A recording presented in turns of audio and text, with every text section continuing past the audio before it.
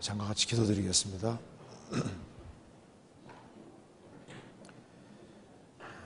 저희를 사랑하시는 하나님 아버지 감사합니다. 마땅히 형벌받을 수밖에 없는 저희들을 먼저 사랑해 주시고 주 예수 그리스도의 보배로운 피로 우리 죄를 영원히 처리해 주시며 아무 공도 없이 값 없이 하나님 자녀로 삼아주신 그 크고 놀라운 은혜와 사랑을 인하여 진심으로 감사드립니다. 주의 복음을 알게 해주시고 크신 은혜와 사랑 베풀어 주신 것을 진심으로 감사합니다. 이 시간에도 주 성령께서 함께 두루 역사해 주시고 우리의 마음과 생각을 열어주시고 마음속에 있는 여러 가지 궁금한 의문들을 풀 수 있도록 도와주시고 우리의 행보를 말씀 위에 굳게 세워 주옵소서. 오늘 모든 시종 주 성령께서 우리 마음 가운데 역사해 주시고 이 말씀들이 우리 심령 깊이 새겨질 수 있도록 도와주시고 나머지 생에 주의 복음과 영광을 위해 살 수 있도록 더욱 도와주시옵소서. 우리의 사랑하는 가족들, 친척들, 이웃들에게 이 귀한 복음을 더 널리 증거할 수 있도록 저희들에게 담대한 마음을 주시고 주의 영광을 위해 살 수 있도록 더욱 역사해 주옵소서. 주 예수 그리스도 이름으로 기도하옵나이다. 아멘. 성경 요한복음 1장 찾으시겠습니다. 요한복음 1장 1절입니다.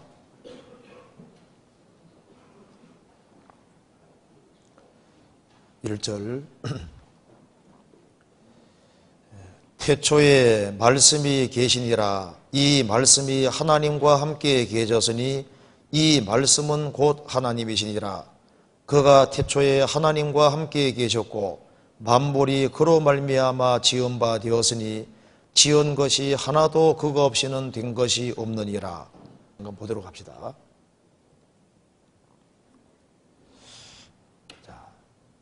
이게 이제 천국도 영원하고 지옥도 영원합니다. 그런데 지금은 이 세상에서는 선과 악이 교차가 되고 사랑과 증오, 축복과 저주, 빛과 어둠, 웃음도 있고 눈물도 있고 생명도 있고 사망도 있고 찬송도 있고 애곡도 있고 인생에 기쁨도 있고 슬픔도 있고 만족도 있고 고통도 있고 평화도 있고 갈등도 있고 행복도 있고 불행도 있고 진선비도 있고 거짓 악 추악도 있잖아요. 막 기엉켜 있는데 빛과 어둠이 교체되는 세상에 살고 있는데 죽음 딱 건너가면은 이 둘로 완전히 갈라지게 되는 거예요. 영원한 천국은 온갖 좋은 것으로 가득하고 영원한 지옥은 온갖 안 좋은 것으로 가득합니다. 그래서 영원한 빛의 세계와 어둠의 세계, 영원한 기쁨의 세계와 불행의 세계, 그 둘로 영원히 갈라지게 되는 겁니다. 그래서 지금 많은 사람들이 이 금세만 생각하는데요. 금세는 잠깐이고 내세는 영원한 겁니다. 그래서 사람이 지구상에 태어난 이상은 누구든지 반드시 구원을 받아야 됩니다. 예수님이 가룟유다에게 말씀하시기를 저는 차라리 세상에 나지 않았으면 제게 좋을 뻔했느니라. 믿을 수 있는 기회를 그렇게 부여받고도 가룟유다는 구원받지를 못했습니다. 차라리 저는 세상에 태어나지 않으면 좋을 뻔했다. 예수님이 직접 하신 말씀입니다. 여기 요한복음 1장 1절에 보면은 태초에 말씀이 계시니라. 헬라 말로 로고스인데 예수님입니다. 요한복음 1장 1절 태초에 로고스 말씀이 계시니라. 예수님이 계시니라. 이 말씀이 하나님과 함께 계셨으니 이 말씀은 곧 하나님이시니라. 로고스 말씀 예수님이 하나님이라고 했습니다. 2절 그가 태초에 하나님과 함께 계셨고 만물이 그로 말미암아 지은 바 되었으니 지은 것이 하나도 그거 없이는 된 것이 없느니라. 만물이 말씀으로 말미암아 지은 바 되었다. 이 우주 만물, 해와 달과 별들, 이 대우주를 만드시고 지구를 만드시고 모든 생명체를 만드시고 사람을 만드신 분이 바로 말씀이라는 겁니다. 그거 없이는 된 것이 없느니라. 풀 한 포기, 나무 한 그루, 돌멩이 하나도 예수님 없이는 된 것이 없다는 겁니다. 예수님은 하나님이십니다. 14절에 말씀이 육신이 되어 우리 가운데 거하심에 우리가 그 영광을 보니 아버지의 독생자의 영광이요 은혜와 진리가 충만하더라. 하나님이 사람이 되신 분이 바로 예수님입니다. 예수님이 왜 오셨느냐? 요한복음 1장 29절 중간에 보라 세상 죄를 지고 가는 하나님의 어린 양이로다. 예수님은 죄를 처리하기 위해 오셨던 겁니다. 그래서 세상을 직접 만드신 분이기 때문에 인생을 위해서 뭔가를 해주기를 원했습니다. 그것이 바로 죄를 처리해 주는 것이었습니다. 그래서 예수님이 세상 죄를 짊어지시고 십자가에서 피를 흘리고 죽으시고 부활하심으로 구원을 완성하신 겁니다. 자, 보라 세상 죄를 지고 가는 하나님의 어린 양이로다. 예수님이 세상 죄를 짊어지실 때 이 세상 죄라는 말은 지구상의 모든 사람의 죄를 아담 때부터 세상 끝날 때까지 다 짊어지신 걸 가리키는 겁니다. 이 세상 죄 속에 내 죄도 포함되는 겁니다. 그러니까 세상 죄 속에 내 죄가 다 포함되는구나. 이거 한번 보세요. 자, 주님은 영원한 속죄에 이루셨는데 영원한 속죄란 말은 내가 태어나서 죽을 때까지 모든 죄를 과거, 현재, 미래 모든 죄를 예수님 피로서 영원히 처리하신 겁니다. 다음 따라합시다. 죄 사함을 얻으라. 그리하면 성령을 선물로 받으리니. 그 죄를 사함 받은 사람 속에 성령이 선물로 오시고 성령은 보증이기 때문에 다시 나가지 않으십니다. 그래서 에베소서 1장, 고린도서 1장과 고린도서 5장 보면은 성령은 보증이라고 했습니다. 그래서 찬송가에도 내 죄를 속하여 주신 주 내 속에 들어와 계시네. 속죄함 받은 사람 속에 성령이 속에 와 계시는 겁니다. 그래서 예수로 나의 구주 삼고 성령과 피로써 거듭나니, 성령과 피로 거듭나는 겁니다.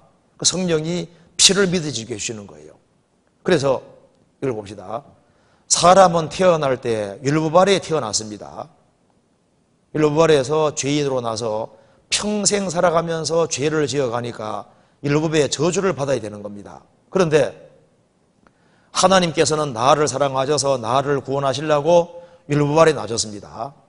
갈라디아 4장에 말한 대로 때가 참에 하나님이 자기 아들을 보내셨다고 했습니다. 율법 아래 나게 하신 것은 율법 아래 있는 자들을 속량하기 위해서라고 했습니다. 그래서 하나님이 사람으로 나신 분이 바로 예수님이시고, 예수님이 십자가에 죽으심으로 뭘 하셨냐 하면은 우리가 평생 살아가면서 하나님 말씀을 어기는 것에 대한 죄값을 영원히 지불하셔서, 죄값을 영원히 지불하셨기 때문에 죄인인 나를 무죄자, 죄 하나도 없는 사람으로 만들어주신 겁니다. 그런데 율법은 안 어길 뿐 아니라 또 완벽하게 지켜야 되니까, 나는 못 지키니까 예수님이 오셔서 3년 반 동안 공생애를 사시고 하나님 말씀을 완벽하고 지키고 사시고 죽으시고 부활하셔서 예수님이 우리 의가 되셨습니다. 그래서 예수님 믿는 사람은 죄 없게 볼 뿐 아니라 성경을 다 지킨 사람으로 간주해지고, 우리 대신에 예수님이 하나님 말씀을 다 지키셨기 때문에 예수님 때문에 우리가 죄 없을 뿐 아니라 의롭게 된 겁니다. 그리고 이 죄인은 처벌을 받아야 되는데 내가 처벌받으면 멸망이니까 예수님이 대신 형벌을 다 받으셨기 때문에 예수님이 죽은 자리가 바로 죄인인 내가 심판을 받은 자리인 겁니다. 따라합시다. 예수 죽음 내 죽음, 예수 부활 내 부활. 예수님 때문에 내 운명은 십자가에서 끝이 났고, 그리고 예수님 때문에 하나님은 내 아버지 되고 나는 아버지 아들이 된 겁니다. 그래서 너는 무죄하다, 이거보다 더 큰 말이 너는 의롭다, 이거보다 더 큰 말은 너는 내 아들이다, 이건 더 큰 말인 거예요. 그래서 죄를 사함 받은 사람이 바로 하나님의 아들입니다. 그래서 성령을 양자의 영, 아들의 영이라고 하는 거예요. 그래서 죄를 사함 받을 때 성령이 오시고 성령이 오신 그 사람이 바로 하나님의 아들인 겁니다. 그래서 이제 하나님 아버지 하면 아버지가 오냐, 이제 기도가 되는 겁니다. 마태복음 6장. 자, 6장 7절 제가 읽겠습니다. 또 기도할 때 이방인과 같이 중언부언하지 말라. 저희는 말을 많이 하여야 들으실 줄 생각하느니라. 그러므로 저희를 본받지 말라. 구하기 전에 너희에게 있어야 할 것을 하나님 너희 아버지께서 아시느니라. 자, 기도할 때 중언부언하지 마라. 저희는 말을 많이 하여야 들으실 줄 생각하느니라. 본받지 마라 그러죠. 어떤 사람은 하나님 앞에 연설하는 사람이 있어요. 하나님 앞에 기도하라고 가서 하나님 때는 바야흐로 봄이 되었습니다. 어쩌고 저쩌고 막 연설하는 사람이 있는데 하나님께서 용건이 뭐예요? 용건이? 아니, 하나님 앞에 연설하면 안 됩니다. 아들이 아버지 앞에 이제 책 하나 살라고 돈 3만 원 구하러 들어갔습니다. 아버지 때는 바야흐로 봄이 되었습니다. 어쩌고 저쩌고 하면서 뭐 이렇게 하면 용건이 뭐예요? 용건? 책 사야 되니까 돈 3만 원 주세요. 그럼 진짜 그렇게 얘기할 것이지 왜 그렇게 말이 많냐 그 말입니다. 사람들이 막 말을 막 많이 해야지 하나님이 기도 들으시는 줄 아는데 그게 아니에요. 그래서 성경의 기초에서 성경 말씀에 맞게끔 딱 기도하는 것이 그게 합당한 겁니다. 주님께서 어떻게 기도해야 될 것을 말씀하시면서 기도 제목을 여기 알려주고 있는 겁니다. 이것이 예배의식에 사용하란 말이 아니라 하나님 자녀가 되면은 이런 식으로 기도가 될 것을 말씀하시고 또 이렇게 살 것을 말씀하시는 거예요. 자, 9절에 보시겠습니다. 그러므로 너희는 이렇게 기도하라. 하늘에 계신 우리 아버지여. 자, 이 기도를 할 수 있는 자격은 아버지 아들 된 사람이 이 기도를 할 수 있는 겁니다. 그렇잖아요. 자, 교회에 다닌다고 하나님이 아버지가 아니잖아요. 성령을 받은 사람만 아버지 아들인 겁니다. 이거 잠깐 적어 찾아봅시다. 로마서 8장.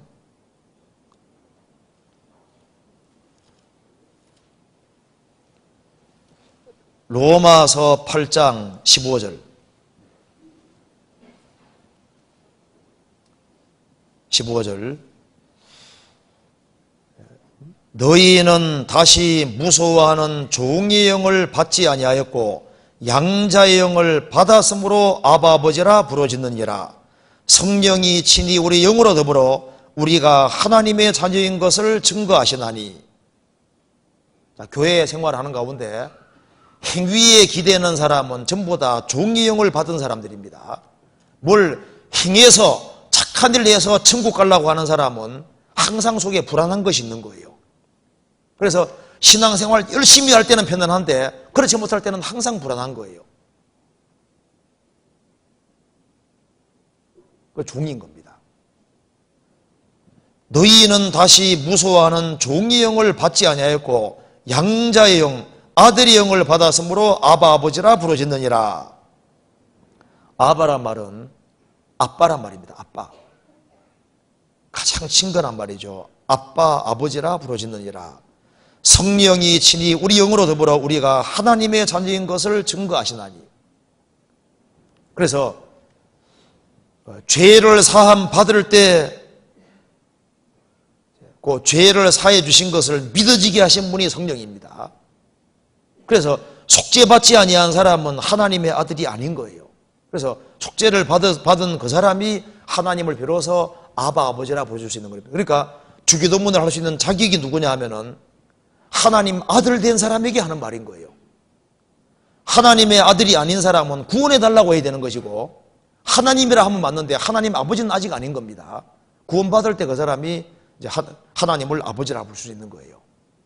자, 마태복음 6장 다시 봅시다. 9절에 그러므로 너희는 이렇게 기도하라. 하늘에 계신 우리 아버지여. 아버지 아들이 하는 기도입니다. 마태복음 6장 9절.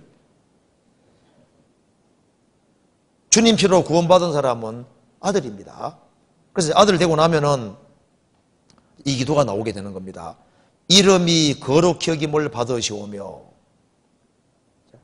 구원받기 전에는 행동을 함부로 했을지라도 구원받고 나면은 내 행동에 따라서 아버지의 이름이 거룩되게 될 수도 있고 욕을 받을 수도 있잖아요.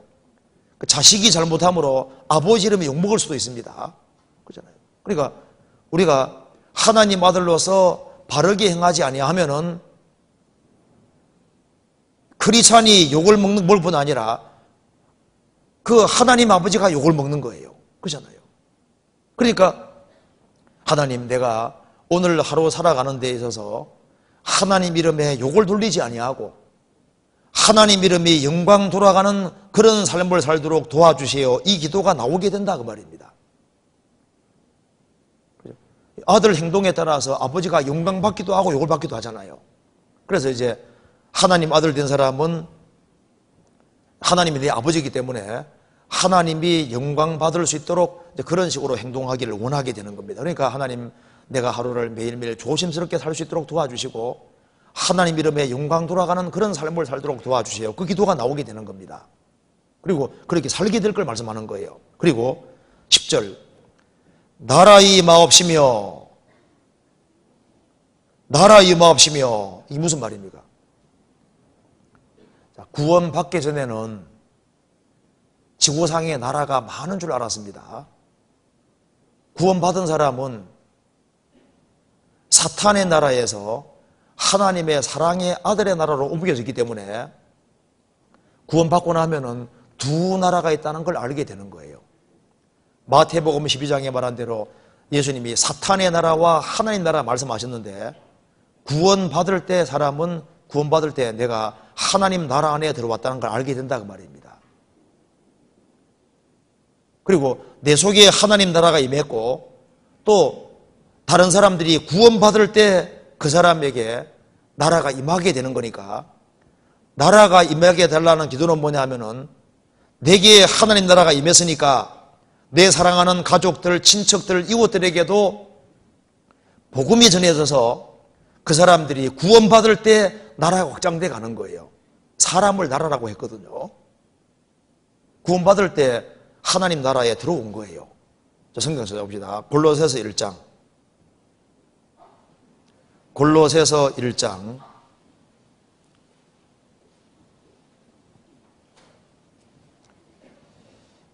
13절, 14절. 자, 같이 읽어보겠습니다. 그가 우리를 흑암의 권세에서 건져내사 그의 사랑의 아들의 나라로 옮기셨으니 그 아들 안에서 우리가 구속 곧 죄사함을 얻었도다. 그가 우리를 흑암의 권세에서 사탄의 권세에서 건져내사 그의 사랑의 아들의 나라로 옮기셨으니 그 아들 안에서 우리가 구속 곧 죄사함을 얻었다.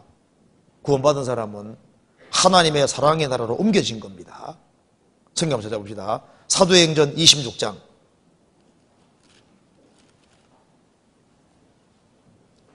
26장 18절.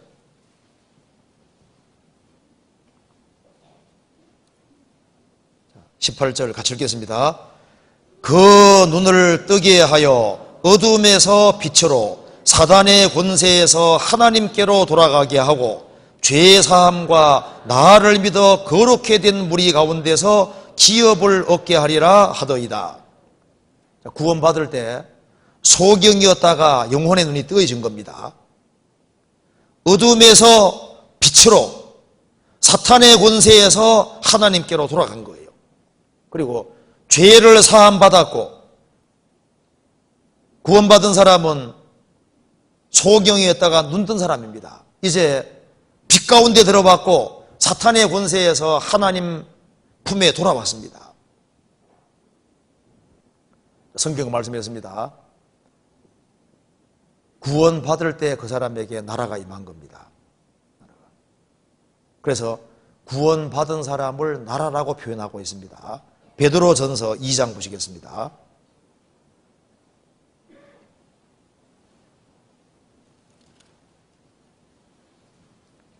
2장 9절.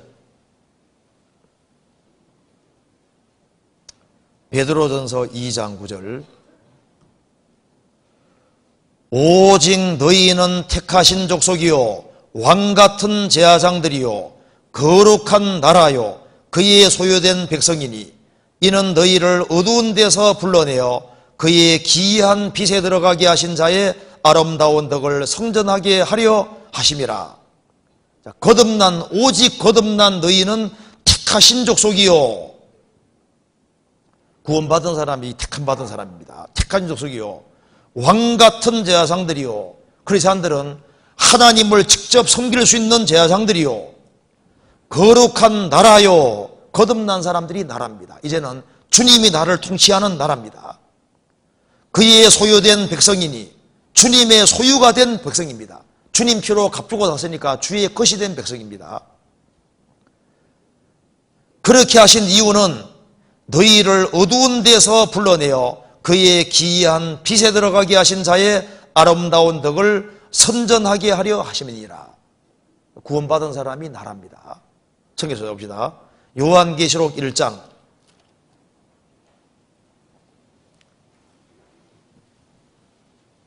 5절.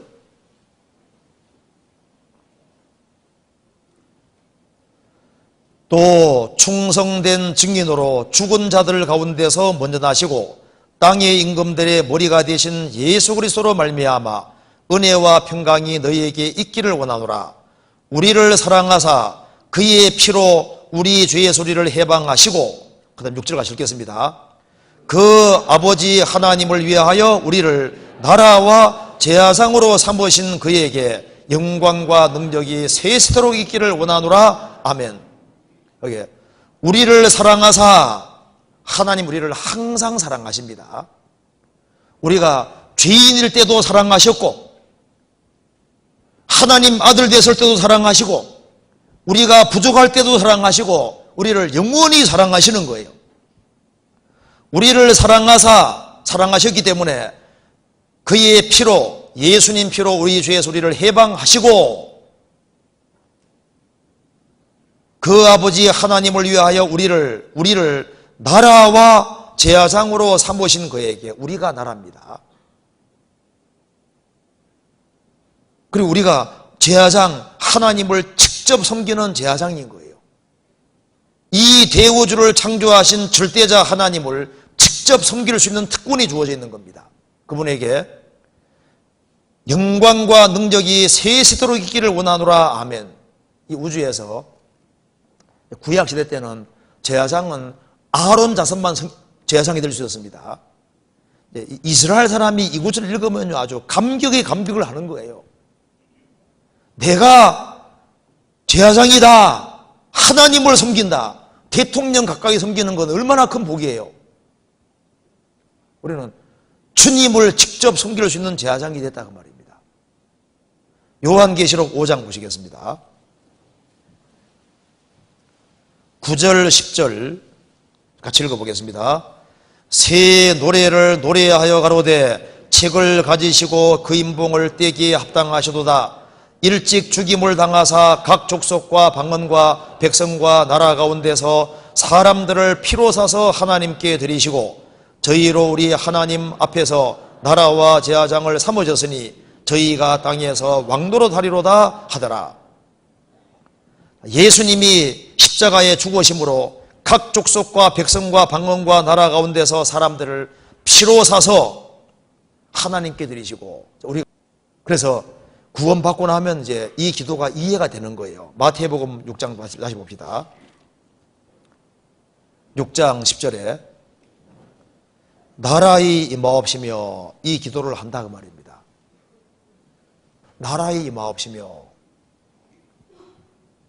지금 두 나라가 싸우고 있는데 구원받은 사람은 자기가 하나님 나라 안에 들어왔다는 걸 알고 이제 구원받은 그때부터 주님이 나를 통치하시잖아요. 그래서 내게 하나님 나라가 임한 것처럼 복음을 전해서 우리의 사랑하는 가족이 구원받으면 가족도 나라가 임하게 되는 거잖아요. 그러니까 뭘 기도하는 거냐 하면은 한 사람 한 사람 진짜 구원받기를 기도하는 거예요. 어떤 사람 보면 주기도문 달달달 외우는데 나라의 마음 없이면 하는데 그게 무슨 뜻입니까? 물으면 아무 생각 없는 거예요. 그냥 나라의 마음 없이, 나라의 마음 없이면 달달달 외우긴 외웠는데 그게 무슨 뜻인지를 모르는 거예요. 한 사람이 구원받아야만 주 예수를 믿어라. 그리하면 너와 내 집이 구원받으리라. 그 말이 맞습니다. 자기가 구원받고 나면요 너무 좋으니까 집안 식구들에게 복음 전해주기 원하고 집안 식구들 한 사람 한 사람 구원받으면은 그 사람에게 나라가 임하니까 나라가 확장되잖아요. 주변 사람들이 구원받기를 실제로 기도할 걸 말씀하는 겁니다. 그리고 기도할 뿐 아니라 그 사람이 구원받도록 하기 위해서 최대한 노력을 하면서 기도하는 거예요. 그리고 뜻이 하늘에서 이룬 것 같이 땅에서도 이루어지이다. 하나님의 작정하신 뜻이 땅에서 특히 이루어지는지를 깨닫고 거기에 동참하는 겁니다. 구약시대 때 구약시대 때는 하나님이 이스라엘을 통해서 하나님의 뜻을 펼치셨잖아요. 신약시대 때는 하나님께서 하나님의 뜻을 어떻게 실행하시냐 하면은 교회를 통해서 행하시는 겁니다. 그래서 뜻이 하늘의 전까지 땅에서 이루어지이다. 지금 하나님이 하늘에서 계획하신 뜻이 뭐냐 하면은 오순절에 성령이 오시고 예수님 재림할 때까지 교회를 완성하는 게 하나님의 뜻인 거예요. 그래서 교회가 무엇인지를 깨닫고 하나님께서 교회를 완성하시는 그 일을 하시는데 거기에 같이 동참해서 지체로서 자기 할 일을 하게 되는 겁니다. 이건 이제 시간 지나면 점점 깨닫게 되는 겁니다. 그리고 11절에 오늘날 우리에게 일용할 양식을 주옵시고, 사실 육신의 양식도 하나님이 매일매일 주시는 겁니다. 그리고 이제 구원받고 나면은 예수님 말씀하시죠. 사람이 떡으로만 살 것이 아니요 하나님 입으로 나오는 모든 말씀으로 살 것이니라 하였느니라. 육신은 육신의 떡으로 사는데, 음식으로 사는데 영혼은 하나님 말씀으로 사는 거예요. 그래서 하나님 오늘날 우리에게 일용할 양식을 주옵시고, 출애굽한 이스라엘 백성들은 매일매일 만나를 거두었습니다. 만나가 양식이거든요. 이제 구원받고 난 이후에는 이제 육신의 양식뿐 아니라 영혼의 양식이 필요한 겁니다. 그래서 오늘날 우리에게 일용할 양식을 주옵시고, 육신의 양식뿐 아니라 영혼의 양식도 필요하다는 걸 깨닫게 되잖아요. 그래서 영적으로 강건해지기 위해서는 잘 먹어야 되는 거예요. 그러면서 그 뒤에 12절에 우리가 우리에게 죄 지은 자를 사하여 준 것 같이 우리 죄를 사하여 주옵시고. 그래서 아버지가 매를 대는 것이 있는 것처럼 하나님의 아들 된 사람은 항상 하나님의 아들인데 잘못 살 경우에 아버지가 매를 때리는 경우가 있는 겁니다. 그 징계입니다. 성경에서 봅시다. 시브리서 12장 6절 6절 주께서 그 사랑하시는 자를 징계하시고 그의 받으시는 아들마다 책질을 하심이라 하였으니 너희가 참으면 징계를 받기 위함이라. 하나님이 아들과 같이 너희를 대우하시나니 어찌 아비가 징계하지 않는 아들이 있으리요. 징계는 다 받는 것이거늘 너희에게 없으면 사상자요 참마들이 아니니라. 한번 따라 합시다. 하나님이 아들과 같이 너희를 대우하시나니. 자, 구원받은 사람은 뭐로 대우하신다고요? 항상 아들로 대우하십니다. 우리를 죄인으로 대우하십니까? 아들로 대우하십니까? 항상 아들로 양자 영이기 때문에 아들로 대우하시고, 양자 영이 들어오시면 다시 나가는 법이 없어요. 보증으로 들어오셨으니까 나갈 수 없는 겁니다. 그래서 하나님이 아들과 같이 너희를 대우하시나니 어찌하비가 징계하지 않는 아들이 있으리요.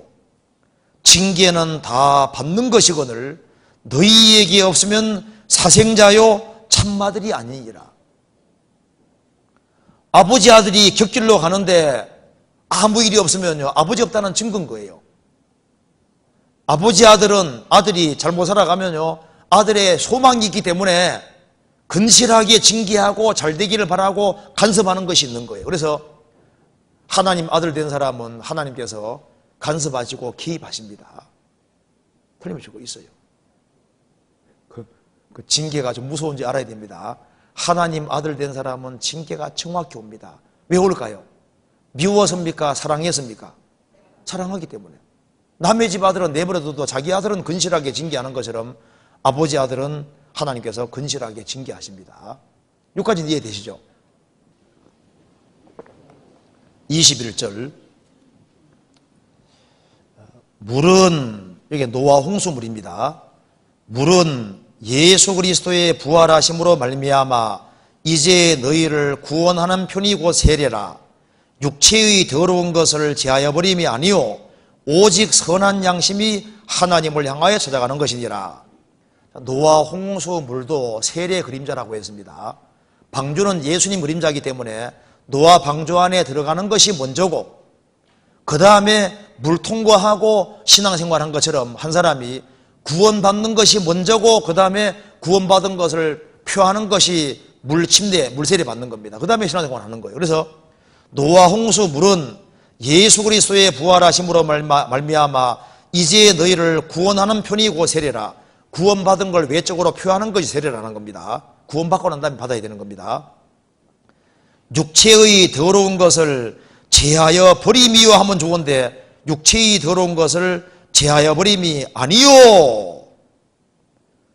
오직 선한 양심이 하나님을 향하여 찾아가는 것이니라. 구원받아도 육체의 더러운 것이 죄진 것이 아니고, 침대받아도 육체의 더러운 것이 죄진 것이 아닙니다. 그대로 남아있어요. 그래서 나중에 성경 보니까 아 그렇구나 하고 이해가 되더라니까. 이거 한번 봅시다. 사람은 영혼과 육체로 되어 있습니다.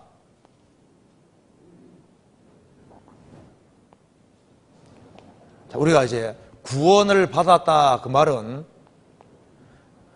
죄를 사함받았다, 의롭다함을 얻었다, 하나님 아들 됐다, 우리 영혼이 지옥 안 가겠다, 그런 뜻입니다. 따라합시다. 믿음의 결국 곧 영혼의 구원을 받음이라. 구원받았다는 것은 우리 영혼이 멸망하지 않게 됐다는 겁니다. 그래서 성령이 죄를 사함받은 사람 영 속에 들어와 계시는 거예요. 주합한 자는 한 영이 되는데, 구원을 받은 사람, 죄를 가리움 받은 사람도 이제 몸속에 죄의 기질이 남아있는데요. 헬라 말로 사람에게는 소마라는 부분이 있고 사르크스라는 부분이 있는데요. 소마는 영어로 말하면 바디입니다. 우리나라 말로 하면 몸입니다. 몸. 사르크스는 영어로 하면 플래시고, 이게 죄된 본성을 가리키는 겁니다. 영어로 sinful nature, 죄된 본성. 구원 받았을 때 죄값은 지불됐을지라도 이 죄된 본성, 죄의 기질은 그대로 남아 있어요. 그래서 육체의 더러운 것을 제버림이 아니라고 했고, 육으로 난 것은 항상 육이라고 하신 겁니다. 육이 언제 없어지느냐? 예수님이 재림하시면은 우리 몸을, 영혼과 몸을 값주고 샀으니까 주님께서 영혼과 몸을 가장 아름답게 부활시키시면서 이 죄의 기질을 없애버립니다. 그렇기 때문에 주님 오시면은 죄를 지울 수 없는 몸을 입게 되는 거예요. 그것을 이제 신학 용어로 영화라 글로리피케이션을 하는데, 가장 영광스럽게 부활의 몸을 입게 되는 거예요. 그런데 영혼이 구원받을 때부터 주님 오실 때까지 이 죄의 기질은 항상 남아있는 겁니다. 이게 안 없어집니다. 그래서 이걸 아무리 없애려고 노력해도 없어지지는 않아요. 잠복해 항상 있는 겁니다. 그래서 이제 구원받고 나면은 이제 영족 간에 갈등이 있을 수 있는 거예요. 여기 있는 겁니다. 그래서 구원받으면은 이걸 없애버리면 다 천사처럼 살고 다시는 죄 안 지을 테니까 하나님께 좋지 않겠어요? 그렇죠? 이 생각을 많이 했었거든요. 그래서 제가 이것 때문에 연구를 많이 했었습니다. 왜 하나님께서 구원받을 때 죄값만 지불하지 말고 죄의 기질까지 싹 없애버렸으면은 다시는 죄도 짓지 않고 죄 때문에 갈등도 안 하고 아주 완벽하게 살아갈 텐데, 좋을 텐데 왜 이걸 남겨두셨을까? 이게 고민이 되더라고요. 남겨두신 이유가 있어요. 그래서 나중에 성경 보니까 요거 죄의 기질만 있는 것이 아니라 또 보니까 마귀가 구원받은 사람 영혼은 못 뺏어가도 신앙생활은 망치려고 하거든요. 그래서 주기도문에 우리를 시험에 들게 하지 마옵소서 다만 악에서 구하옵소서. 악이 악한 자 마귀입니다. 그 마귀가 우리 영혼은 못 뺏어가도 신앙생활은 또 넘어뜨리려고 하거든요. 그리고 또 보니까 구원받아도 이 죄 많은 세상에, 유혹이 많은 세상에 살아야 되는 거예요. 그러면 구원받은 사람 즉시 그냥 요 기질만 없애버려도 아예 시험받을 일이 없고 좋을 텐데 왜 남겨뒀을까? 나중에 보니까 이해가 딱 되는 거죠. 그렇구나. 하나님이 이걸 남겨두신 이유가 있구나. 남겨두신 이유가 여러 가지가 있는데 간단하게 생각해 봅시다. 첫째, 왜 이걸 남겨두셨냐면은 하나님의 은혜와 사랑을 더 깊이 있게 깨닫게 하기 위한 기본 목적이 있습니다. 제가 이런 생각해 봤습니다. 어린애가 태어났는데 태어나자마자 똥오 좀 다 가리고 태어나자마자 뛰어다니고 태어나자마자 실수도 한 번도 하지 않고 완벽하게 살아가면 그 자식은 어머니가 자녀를 자기를 낳아준 은혜 외에는 더 이상 알 길이 없습니다. 그렇죠? 우리가 구원받은 즉시 완벽하고 완전하게 되고 실수도 전혀 안 하고 완벽하게 살아가면은 십자가에서 나를 위해 죽으시고 내 죄를 처리해 주신 그 이상 은혜를 알 수가 없는 거예요. 그렇잖아요. 그런데 잘 생각해 보세요. 아기가 태어났는데 태어나면 똥 싸고 오줌 싸고 말썽 부리고 새 옷 입혀놓으면 밖에 나가면 금방 들이펴오잖아요. 그렇게 말썽 부리지 않습니까? 그런데 어머니, 아버지가 자식을 안 버립니다. 그 부족한 것이 많지만은 사랑해주고 입혀주고 재워주고 먹여주고 교육시켜주고 그런 오랜 세월이 걸치는 가운데 자녀는 뭘 알아가는 겁니까? 어머니가 자기를 낳아준 은혜뿐 아니라 길러주는 은혜를 알게 되고 그 속에서 어머니 사랑, 아버지 사랑의 넓이와 높이와 길이와 깊이를 점점 달아가기 때문에 일생 동안 잊혀지지 않는 은혜가 뭡니까? 부모님 은혜잖아요. 그것처럼 우리가 구원을 받아서도 하나님 은혜를 다 안 것이 아닙니다. 근데 우리가 완벽하면은 하나님 은혜를 더 이상 알 수 없거든요. 그런데 구원받고 나니까 내가 얼마나 부족한지를 더 깨닫게 되는 거예요. 저는 구원받기 전에 좋은 사람인 줄 알았습니다. 제가 구원받기 전에 제가 좋은 사람인 줄 알았어요. 착한 사람인 줄 알았습니다. 웬걸 구원받고 나니까 내가 착한 사람이 아니더라니까요. 죄가 안 튀어나와서 그렇지 들썩거리면 속에 다 있는 거예요. 과거 창고지문이 있는 시절에 어떤 어르신이 밥을 맛있게 잡수고 계신데 햇살이 싹 비치니까 창고지문 구멍 뚫린 쪽에 햇살이 싹 들어오니까 먼지가 뽀얗게 보이잖아요. 그래서 아이고 더러워라 하면서 밥상 옮겨놓고 맛있게 잡수셨대요. 먼지 구렁텅이인데 한쪽으로만 보이는 거예요. 그래서 구원받기 전에는 한쪽으로만 죄가 보였는데 구원받고 난 다음에 성령께서 내 마음속을 막 비치시니까 들썩거리니까 세상에 내 속에 온갖 것들이 다 들어있는 거예요. 그래서 구원받고 나면은 자기가 더 악하고 더 못났다는 걸 깨닫는 사람도 얼마든지 있습니다. 그래서 성령께서 내 속을 들썩거리니까 내가 착한 사람이 아니었구나. 내가 이렇게 정말 문제 많은 사람이었구나. 그래서 예수님이 죽으셔야 되는 이유가 명백해진다 그 말입니다. 그래서 부족하지만은 하나님께서 구원받은 사람 안 버리죠. 부족한 것이 많아도 절대 버리질 않거든요. 그래서 구원받고 1년이 지나고 2년 지나고 3년 지나고 4년 지나고 세월 지나가면서 하나님은 사랑이시구나. 그리고 주님께서 피로 구원해 준 사람은, 그러니까 성경이 말하는 바가 영혼이 안 죽는 건 말할 것도 없고 이런 몸이 아니라 새로운 몸을 입는다고 계속 얘기하잖아요. 왜냐면 그게 부활인 거예요, 부활. 그래서 바울 사도도 저희의 기다리는 바 소망을 나도 가졌다. 이게 바로 부활이라고, 부활. 부활의 몸을 입고 천국에서 영원히 사는 겁니다.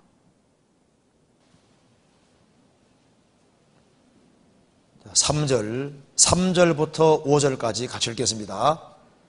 너희는 내가 일러준 말로 이미 깨끗하였으니 내 안에 거하라. 나도 너희 안에 거하리라. 가지가 포도나무에 붙어있지 아니하면 절로 과실을 맺을 수 없음같이 너희도 내 안에 있지 아니하면 그러하리라. 나는 포도나무여 너희는 가지니 저가 내 안에 내가 저 안에 있으면 이 사람은 과실을 많이 맺나니 나를 떠나서는 너희가 아무것도 할 수 없음이니라. 너희는 내가 일러준 말로 이미 깨끗하였으니 내 안에 거하라. 나도 너희 안에 거하리라. 왜 믿어야 되느냐? 주님이 믿으라고 하신 거예요. 왜 거해야 되느냐? 주님이 거하라고 명령하신 거예요. 주님은 포도나무고 구원받은 사람은 가지이기 때문에 가지 역할은 붙어있는 책임인 거예요. 붙어있어서 공급 잘 받으면 열매가 저절로 맺힙니다. 주님은 머리고 구원받은 무리가 몸이고 구원받은 한 사람 한 사람은 지체의 각 부분이니까 붙어있으면 돼요. 바꿔 말하면 주님은 교회의 머리고 구원받은 무리가 몸이니까 구원받은 무리 가운데 붙으면 돼요. 그래서 가지로 붙는다 그 말은 몸에 지체로 있는다, 구원받은 무리 가운데 연결된다 그런 뜻인 거예요. 그래서 이스라엘 백성들이 출애굽을 했을 때 또 마찬가지입니다. 이스라엘이 출애굽을 할 때 성막 중심으로 진칠 때 십자가 모습입니다. 진 중앙에 여기 이제 성막이 있고 진칠 때 보면은 하늘에서 보면 십자가 모습인 거예요. 크리스찬들이 이것이 신약시대 교회의 모습인데요. 구원받은 사람은 한 무리가 되어서 인도를 받는 거예요. 그래서 주님 피로 구원받은 사람이 구원받은 무리 가운데 자리를 잘 차지하고 공급 잘 받으면은 공급받는 힘으로 기도가 되지요, 성경이 깨달아지지요, 봉사할 힘이 생기죠, 전도할 힘이 생겨 저절로 되게 돼 있는 거예요. 그러니까 이건 명령이기 때문에 잘 거하고 자리를 잘 차지하면은 주님이 바꿔주시는 거예요.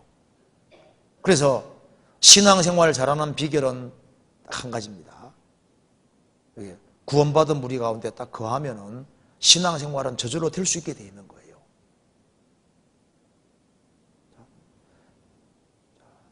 거하라고 명령하셨는데 이 명령은 지키는 게 어렵습니까? 쉽습니까? 쉬워요. 저는 성경 처음에 성경 볼 때 이거 언제 다 지키나 했거든요. 아니에요. 하나 지키면 다 지킬 수 있어요. 하나 지키면 저절로 되게 돼 있다고 말입니다. 거하는 거 하나 하면은 다른 거 줄줄이 다 될 수 있게 돼 있어요. 그래서 구원받은 무리 가운데 거하는 그걸 반드시 지켜야 됩니다. 오늘 다짐을 해야 되는데요. 주님 피로 구원받은 사람, 천국 갈 소망 있는 사람은 구원받은 무리 가운데 거해야 된다는 겁니다.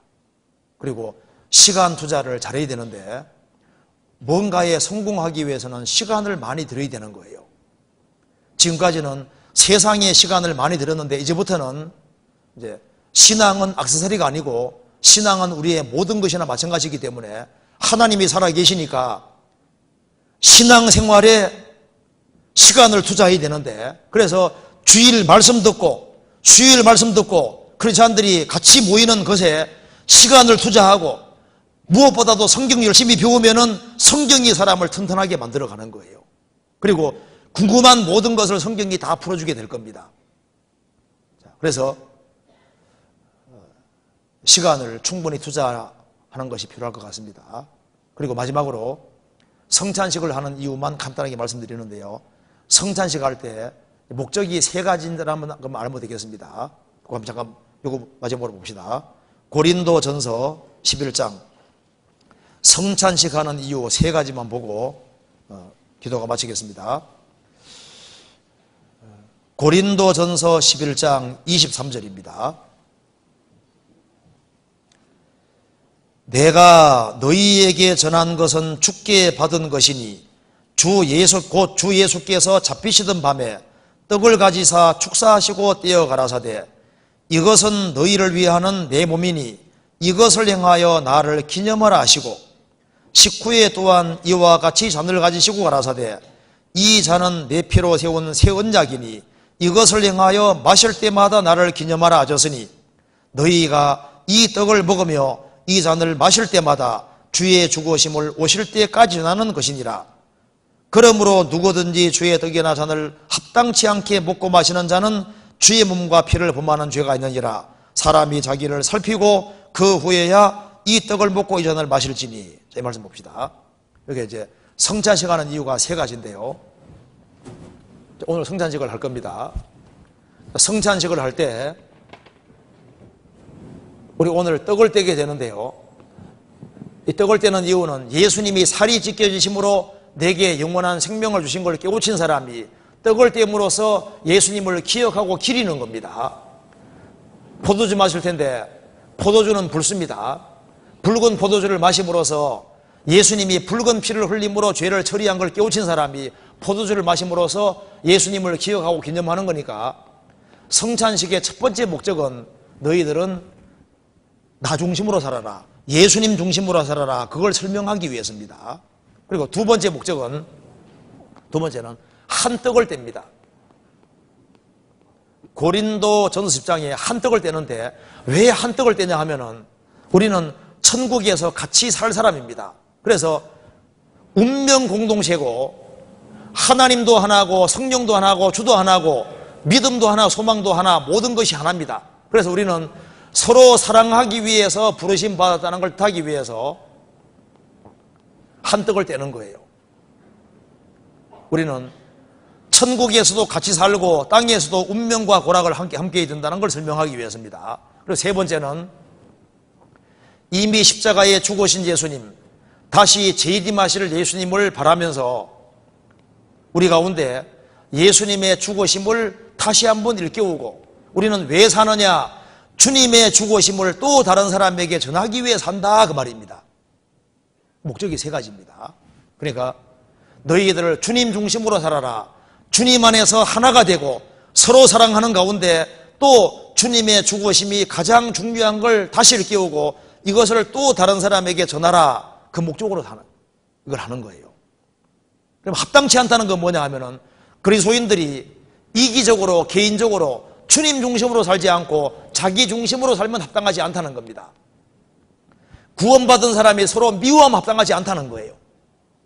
그리고 구원받은 사람이 이 복음을 다른 사람에게 전해줄 마음이 없으면 이게 합당치 않다는 겁니다. 그리고 다른 사람에게 이것을 전해줄 마음을 가지고 있으면 행동을 무조건 조심하게 돼 있는 거예요. 당신들은 왜 술 안 먹으려고 합니까? 술을 걸치면서는 전도 못 하거든요. 당신들은 왜 담배 안 피우려고 합니까? 담배 피우면서 후 하면서 예수 믿게 할 수는 없잖아요. 그래서 영혼을 건질 마음을 가지고 살고 세울 마음을 가지고 살면요 당연히 죄에서 구별될 수 있게 되는 거예요. 그래서 주님 중심으로 살고 구원받은 사람이 서로 사랑하고 또 다른 사람을 건질 마음을 확실히 가지고 살고 열심히 전도할 때 주님 볼 때 합당한 거다 그 말입니다. 이걸 생각하면서 받으시면 되겠습니다. 같이 기도하시겠습니다. 자비로우신 우리 아버지 하나님 감사합니다. 우리를 위해서 주 예수 그리스도를 보내주시고 그 보배로운 피로 우리 죄를 영원히 처리해 주시고 하나님 자녀로 삼아주신 그 놀라운 은혜와 사랑을 인하여 감사드립니다. 우리 나머지 모든 생애도 주의 거룩한 말씀으로 다스려 주옵소서. 주 예수 그리스도 이름으로 기도하옵나이다. 아멘.